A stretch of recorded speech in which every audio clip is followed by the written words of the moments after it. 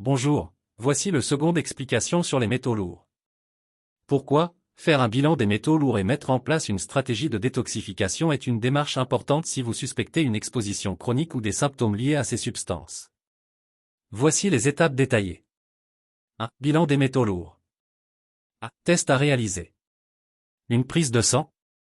Une analyse des métaux lourds, plomb, mercure, cadmium, arsenic, aluminium. Les paramètres associés. La fonction rénale, créatinine, enzymes hépatiques, ALA, ASAT, et marqueurs d'inflammation, CRP. Le test des cheveux, minéralogramme. Cela permet d'évaluer une exposition chronique et les réserves de certains oligoéléments. Analyse d'urine, éventuellement après chélation provoquée. Utile pour détecter une exposition récente ou estimer les stocks mobilisables.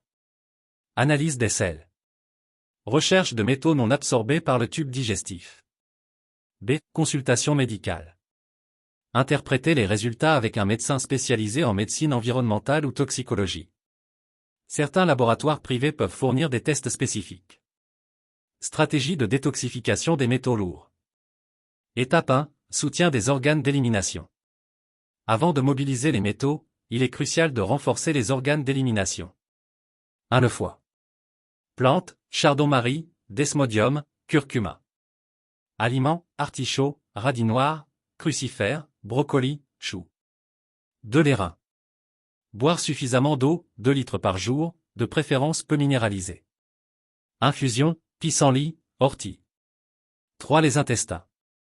Consommer des fibres, légumes, psyllium, pour éviter la réabsorption des toxines via le cycle entérohépatique. 4. La peau. Activité physique pour activer la transpiration. Le sauna, idéalement infrarouge. B. Étape 2. Mobilisation des métaux lourds. Une fois les organes prêts.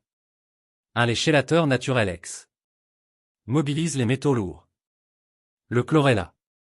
Algue riche en chlorophylle. Prendre progressivement pour éviter les effets secondaires. Le coriandre. Mobilise les métaux dans les tissus profonds. À associer à un liant, comme la chlorella. L'acide alpha-lipoïque, ALA.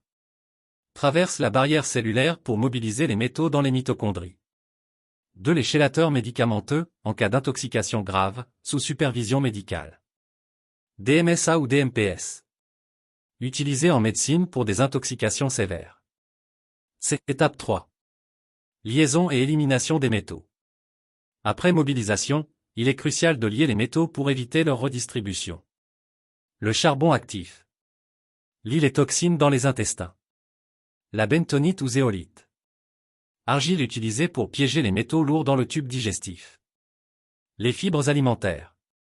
Pour un transit rapide et efficace. D. Étape 4. Réparation et soutien cellulaire. Les antioxydants. Vitamine C, E, glutathion, NAC, N-acétylcystéine. Les minéraux essentiels. Zinc, sélénium, magnésium. Ces nutriments peuvent être déplétés par la chélation. Les oméga 3 soutiennent les membranes cellulaires. 3. Surveillance et précaution. Éviter une nouvelle exposition. Vérifier les sources potentielles, amalgame dentaire, poissons riches en mercure comme le thon, ou contaminés.